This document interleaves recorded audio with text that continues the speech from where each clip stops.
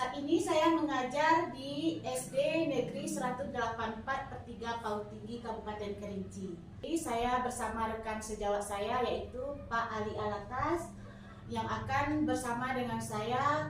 Beliau adalah guru kelas di kelas 5 SD Negeri 184/3 PAUD Tinggi. Assalamualaikum Pak. Waalaikumsalam Bu. Ya, bagaimana kabarnya hari ini Pak? Alhamdulillah sehat. Bagaimana dengan Ibu sendiri? Iya, sama Pak, alhamdulillah masih baik-baik saja dan sehat Pak. Nah, hari ini kita akan berbincang-bincang sedikit ya Pak ya, sebelum saya melakukan observasi terhadap Bapak. Nanti kita akan mengadakan percakapan pra-observasi. Nah, sebelum saya mengamati jalannya proses pembelajaran Bapak yang akan Bapak lakukan di kelas 5 nanti ya Pak ya. Nah, baiklah Pak. Adapun tujuan dari kita melakukan supervisi ini adalah untuk mengetahui dan mengevaluasi jalan prosesnya pembelajaran yang akan Bapak lakukan di kelas 5.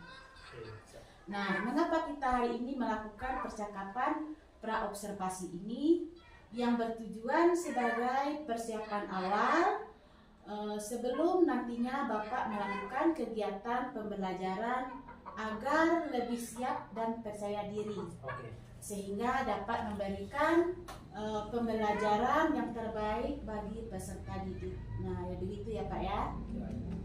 Oh iya Pak, ada beberapa pertanyaan yang akan saya sampaikan kepada Bapak. Yang pertama mengenai tujuan pembelajaran. Kira-kira apa tujuan pembelajaran yang akan Bapak capai pada saat melakukan pembelajaran di kelas nanti? Oke, terima kasih Bu. Kita ambil saja contohnya di kelas nanti mata pelajaran IPAS. Ya. Tepatnya pada materi yaitu organ tubuh pada manusia. Ya. Jadi sebelum saya melaksanakan proses pembelajaran, maka hal yang paling terpenting bagi seorang guru itu merumuskan tujuan pembelajaran. Jadi dengan rumusan tujuan pembelajaran ini murid-murid akan lebih terarah nantinya. Jadi tujuan pelajaran yang akan saya ambil dalam pelajaran IPAS khusus untuk materi organ tubuh manusia, yang pertama yaitu mengidentifikasi sistem tubuh yang berkaitan dengan gerak. Yang kedua, menjelaskan bagaimana tubuh kita bisa bergerak pada siswa nanti. Kemudian yang ketiga, setelah mempelajari bab ini, saya harap siswa saya nanti bisa bagaimana cara menjaga kesehatan yang berhubungan dengan gerak atau organ tubuh kita yang bergerak. Itu. Berarti ada 3 tujuan pembelajaran yang ingin dicapai ya Pak ya? Ya. Nah, pertanyaan yang kedua yang ingin saya tanyakan, bagaimana kira-kira pengembangan yang ingin Bapak capai? Untuk pengembangan area yang akan saya capai nantinya, itu khususnya pada siswa. Itu ada 2. Yang pertama yaitu adalah pengetahuan. Di mana nanti setelah kita menerapkan materi ini, saya berharap siswa saya dapat mengetahui organ tubuh dan khususnya mana yang digunakan untuk bergerak. Itu pengetahuan. Yang kedua itu masalah keterampilan. Itu yang akan area yang akan kita kembangkan. Saya berharap setelah materi ini selesai kita bahas, siswa kita dapat memahami, menganalisis bagian-bagian tubuh kita yang digunakan untuk bergerak atau sistem gerak. Itu. Baik, jadi area pengembangan yang ingin Bapak capai adalah bagian aspek pengetahuan dan keterampilan ya Pak ya? Ya. Nah, saya ingin mendengarkan juga bagaimana rancangan pembelajaran yang ingin Bapak terapkan di dalam kelas, baik dari strategi pembelajaran maupun metode pembelajaran yang akan Bapak terapkan. Untuk rancangan pembelajaran nantinya, untuk strategi pembelajaran saya lebih memilih ke berdiferensiasi. Dan metode yang akan saya gunakan nanti, kita ketahui bahwa di dalam berdiferensiasi ini kita mengharapkan kebutuhan belajar siswa ini terpenuhi, baik yang auditori, visual maupun yang kinestetik. Jadi metode yang saya gunakan nanti itu merupakan metode diskusi, di mana saya akan membagi siswa beberapa kelompok, mungkin dari 3 atau 4 orang. Kemudian kita kelompokkan beberapa gaya belajarnya, nanti kita sesuaikan materi yang akan kita ajarkan dengan gaya belajarnya tersebut. Baik sekali ya Pak, luar biasa sekali ya Pak ya.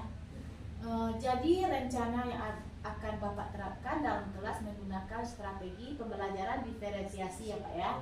Terus dengan metode diskusi, tanya jawab, mungkin presentasi. Oh iya. Baik sekali Pak. Oke Pak, saya ingin bertanya lebih lanjut kepada Bapak, bagaimana dengan media pembelajaran yang akan Bapak gunakan saat menyampaikan materi tentang organ tubuh manusia ini? Untuk medianya nanti supaya siswa lebih terarah, terbimbing, maka salah satunya saya akan menggunakan yang namanya LKPD. Kemudian mungkin ada berupa alat peraga lainnya seperti mungkin catatan khusus, video, dan lain sebagainya. Baik Pak, ini pertanyaan terakhir ya Pak ya. Oke. Kira-kira kapan Bapak akan melakukan kegiatan pembelajaran tersebut Pak? Di hari apa dan jam berapa? Oke, untuk mata pelajarannya sesuai dengan jadwal yang sudah ditetapkan. Mungkin saya lihat waktu malam tadi, ternyata untuk IPAS kebetulan jadwalnya hari besok, kebetulan hari Selasa, pada jam pertama. Jam pertama ya Pak ya? Selasa jam pertama. Baik Pak, jam pertama. Baik, jadi nanti di kelas 5 pada jam pertama hari Selasa, saya akan datang lagi ke dalam kelas Bapak ya Pak ya. Saya akan melakukan observasi terhadap Bapak. Saya akan melihat dan mencatat hal-hal apa saja yang terjadi di dalam kelas Bapak saat proses pembelajaran berlangsung ya Pak ya. Terus kita akan melakukan berbincang-bincang lagi tentang bagaimana kelanjutan atau apakah ada perbaikan dari proses pembelajaran yang Bapak lakukan. Kita akan melakukan perbincangan pasca observasi. Ya, nanti kegiatan ini akan didampingi oleh kepala sekolah dan pengajar praktik saya. Ya, oke Pak. Sebelum kita mengakhiri, apa yang Bapak dapatkan dari percakapan pra observasi kali ini? Setidaknya saya mendapatkan gambaran, baik itu masalah media maupun istilahnya itu metode ya, ataupun rancangan khusus untuk pembelajaran secara itu yang saya dapat. Ya, baiklah Pak, terima kasih. Selamat pagi Pak. Selamat pagi. Terus saya mengakhiri, semoga nanti kegiatan observasi Bapak berjalan dengan lancar ya Pak ya. Amin, amin. Nah, demikianlah percakapan kita hari ini. Sampai ketemu di kegiatan observasi berikutnya di kelas 5 bersama Pak Ali Alatas ya. Dan kita akan melakukan percakapan pra observasi. Assalamualaikum warahmatullahi wabarakatuh. Waalaikumsalam warahmatullahi wabarakatuh. Rifki silakan pimpin doa Pak. Siap, Pak. Berdoa dimulai. Bismillah. Amin. Selamat pagi, Pak. Selamat pagi. Bapak absen dulu. Ada yang tidak hadir ketua kelas. Mana ketua kelasnya? Bapak harap berdiri semua dulu. Berdiri semuanya dulu. Kita tes. Sekarang tangan ke atas semuanya. Kepala. Tidak fokus semua atas. Tidak bisa. Dan sekarang persiapkan alat untuk kita sudah belajar tentang organ tubuh pada manusia. Mungkin ada salah satu dari kalian yang bisa mengingat atau mengulang kembali apa-apa saja mungkin dari salah satunya organ tubuh pada manusia. Ayo, siapa yang bisa? Bapak, Yo, silakan. Al-Zaki. jawabannya adalah organ-organ yang berperan dalam pergerakan tubuh terdiri dari alat gerak aktif dan alat gerak pasif. Nah, sebelum kita lanjut, Bapak ingin menyampaikan beberapa tujuan pembelajaran kita setelah kita mempelajari sistem gerak pada manusia ini. Jadi Bapak harap nanti yang pertama itu mengidentifikasi, menyebutkan, mengetahui apa-apa saja yang digunakan pada sistem gerak manusia. Nah, jadi setelah kita belajar ini, kita bisa menjaga kesehatan dari organ tubuh yang kita gunakan untuk bergerak. Sebelum kita melangkah lebih jauh, Bapak ingin memberikan gambaran yaitu video pembelajaran. Silakan ditonton. Dari video yang kita tonton tadi juga ada disebutkan. Siapa yang tahu sekiranya apa pengertian dari alat gerak aktif dan alat gerak pasif? Ya, silakan Beni. Alat gerak pasif adalah alat gerak yang tidak bisa bergerak sendiri, melainkan membutuhkan bantuan organ gerak lain. Alat gerak aktif adalah alat gerak di dalam tubuh manusia yang berfungsi untuk menggerakkan tulang. Nah, jadi dua. Yang dikatakan alat gerak aktif, suatu komponen alat gerak yang bisa bergerak sendiri dan berfungsi menggerakkan alat gerak yang lain. Kemudian alat gerak pasif itu artinya suatu alat gerak yang tidak bisa bergerak sendiri, melainkan membutuhkan bantuan dari alat gerak lain. Alat gerak pada manusia. Dari hasil video tadi sudah disebutkan oleh teman kalian yaitu Opik, mengatakan bahwa alat gerak pada manusia itu ada 3 bab. Yang pertama ada rangka atau tulang. Yang kedua sendi. Dan yang ketiga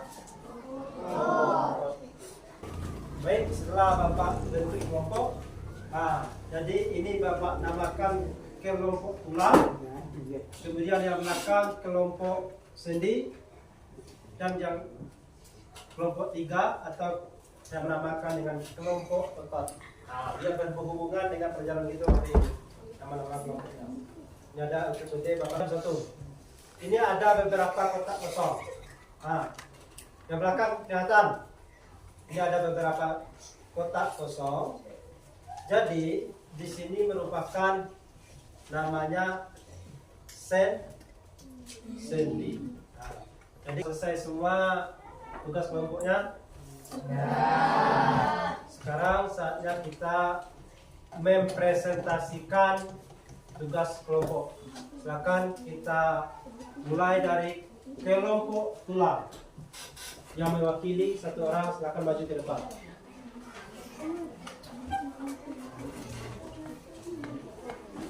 Untuk yang lain silakan diperhatikan.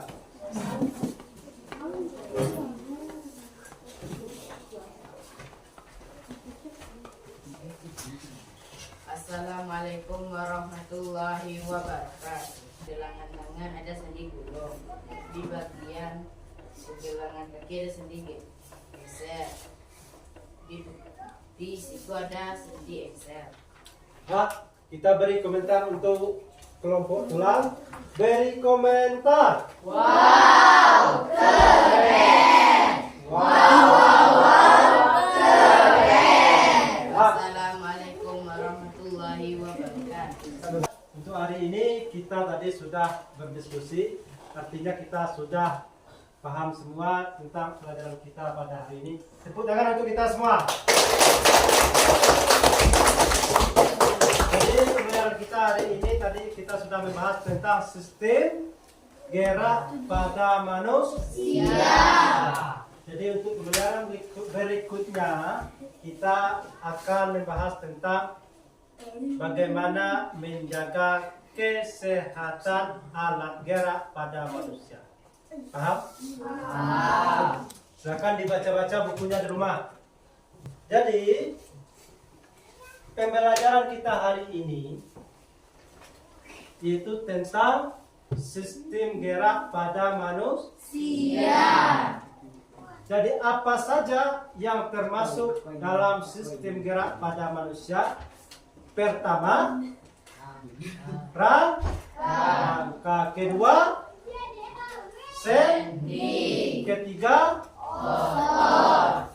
Kemudian rangka terdiri dari rangka kepala, kemudian rangka badan, kemudian rangka anggota kemudian apa lagi? Sendi. Nah, sendi terdiri atas sendi sendi sendi sendi pela dan sendi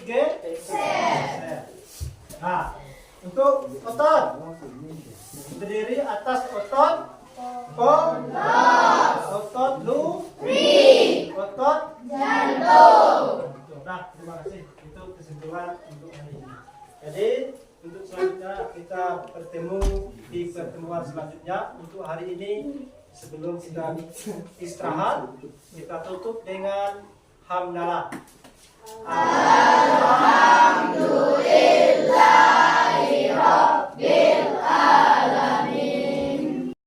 Assalamualaikum warahmatullahi wabarakatuh. Waalaikumsalam warahmatullahi wabarakatuh. Berjumpa kembali percakapan pasca observasi bersama saya Nelly Marlina SPD, calon guru penggerak angkatan 11 Kabupaten Kerinci. Kali ini saya masih ditemani oleh rekan sejawat saya Pak Ali Alatas SPD, dan saya juga ditemani oleh kepala sekolah saya Bapak Agusman SPD. Selamat siang Bapak. Selamat siang. Apa kabarnya hari ini Pak? Alhamdulillah sehat. Bagaimana dengan Ibu Nelly? Alhamdulillah sehat Pak. Nah, alhamdulillah ya Pak ya. Hari ini kita akan berbincang-bincang kembali dengan Bapak untuk mengadakan percakapan pasca observasi Ya, sebagai kegiatan akhir dari rangkaian kegiatan supervisi akademik yang sudah Bapak lakukan di kelas. baik.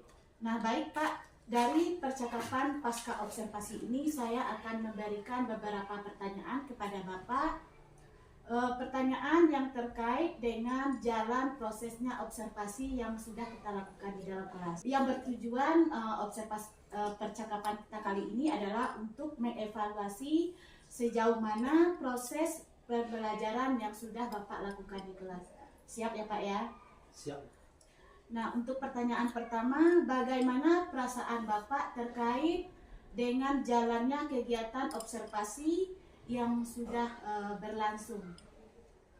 Untuk perasaan Bu, pada awalnya saya merasa gugup. Jujur saja, kenapa ini bisa terjadi? Karena mungkin saya belum terbiasa diobservasi oleh rekan sejawat saya. Yang biasanya memberikan observasi ini sendiri biasanya Bapak kepala sekolah. Namun dengan seiring berjalannya waktu, proses pembelajaran yang saya lakukan kemarin dengan observasi dari Ibu, alhamdulillah berjalan dengan biasanya dan lancar. Ya, alhamdulillah ya Pak. Berarti secara keseluruhan sudah berjalan dengan lancar ya Pak ya. Terus bisa diceritakan kembali bagaimana area perkembangan kompetensi yang Bapak lakukan di dalam kelas. Kemudian langkah-langkah atau tahapan pembelajaran yang sudah Bapak lakukan di dalam kelas. Untuk area pengembangan, sebagaimana pada awal pra-observasi, yaitu pengetahuan dan keterampilan, di mana saya melakukan observasi dan menyimak. Untuk tahapan ataupun langkah-langkah yang saya lakukan pada observasi kemarin, untuk tahapannya pada awalnya saya merancang sebuah pembelajaran dengan menyiapkan modul pembelajaran, kemudian saya menyiapkan medianya, kemudian penerapan yang saya gunakan dalam bentuk strategi. Kemarin saya gunakan strategi berdiferensiasi, di mana di sana berlangsung diskusi kelompok, tanya jawab dan penugasan terhadap peserta didik. Itu. Baik Pak, jadi area pengembangan yang berkaitan dengan pengetahuan dan keterampilan. Sedangkan tahapan yang Bapak lakukan membuat modul ajar, kemudian membuat media pembelajaran. Terus menerapkan strategi pembelajaran berdiferensiasi, diskusi kelompok dan penugasan ya Pak ya. Nah, menurut Bapak sejauh mana area pengembangan yang Bapak sudah sampaikan tadi, apakah sudah berhasil dilakukan di dalam kelas atau belum berhasil? Menurut saya, pengembangan yang saya lakukan kemarin nampaknya sudah berhasil, walaupun masih terdapat di sana-sini kekurangannya. Ya. Jadi secara umum sudah berhasil dan sudah berjalan dengan baik ya Pak ya. Ya. Nah, menurut Bapak apa sih kekurangan yang mungkin masih Bapak rasakan atau kendala-kendala yang Bapak hadapi pada saat melakukan proses pembelajaran di dalam kelas Bapak? Untuk kendala dari observasi ataupun dari pembelajaran yang saya laksanakan beberapa hari yang telah lewat, yaitu di mana saya membentuk siswa dalam beberapa kelompok. Di sana ternyata masih ada beberapa siswa yang tidak ingin terlibat dalam kelompoknya. Itu sebagian kecil saja, harap kita maklumi kan. Baik, jadi ada beberapa orang siswa yang belum terlibat aktif dalam proses pembelajaran ya Pak ya. Nah, kira-kira mengapa hal itu bisa terjadi Pak? Kalau dilihat dari pembelajaran yang saya terapkan, hal ini terjadi mungkin dari jumlah dari anggota kelompoknya itu terlalu banyak, sehingga istilahnya perannya untuk aktif itu kurang karena mungkin melihat temannya yang lain sudah mengerjakan tugas yang saya berikan, tetapi dia hanya cukup teman saya saja yang mengerjakan, mungkin karena terlalu banyak itu. Tapi cuma beberapa orang ya Pak ya. Nah, baik Pak, itu adalah bagaimana rencana ke depannya Bapak untuk memperbaiki proses pembelajaran ke depan? Bagaimana rencana Bapak untuk memperbaiki, apakah ada penyesuaian dari gaya belajar anak tersebut? Ya, untuk rencana ke depan mungkin masih dalam strategi yang sama, tetapi mungkin untuk kedepannya saya akan berusaha semaksimal mungkin untuk menyediakan bahan ajar yang lebih menarik lagi, tetapi sesuai dengan gaya belajar anak tersebut, supaya kebutuhan gaya belajar anak itu terpenuhi. Ya, mudah-mudahan ya apa yang Bapak rencanakan dapat terlaksana dan terrealisasi dan memberikan proses pembelajaran yang lebih baik lagi dibandingkan dengan kemarin yang sudah kita lakukan. Saya tunggu cerita-cerita Bapak untuk selanjutnya. Mudah-mudahan Bapak bisa melakukan proses pembelajaran yang lebih baik lagi. Ya. Nah, kira-kira kapan Bapak akan melakukan tindak lanjut dari rencana yang Bapak sampaikan tadi? Untuk rencana tindak lanjutnya mungkin tidak bisa saya sampaikan waktunya secara pasti, namun insya Allah dalam waktu dekat saya akan melaksanakan itu. Baik Pak, terima kasih atas jawaban-jawaban Bapak. Mudah-mudahan apa yang Bapak rencanakan bisa tercapai dan mendapatkan hasil yang lebih baik. Amin. Terima kasih, selamat siang Pak. Assalamualaikum. Demikianlah percakapan saya pasca observasi bersama rekan sejawat saya Pak Ali Alatas SPD dan kepala sekolah saya Pak Agus Far SPD. Terima kasih Pak. Sama-sama. Saya akhiri dengan wassalamualaikum warahmatullahi wabarakatuh. Waalaikumsalam warahmatullahi wabarakatuh.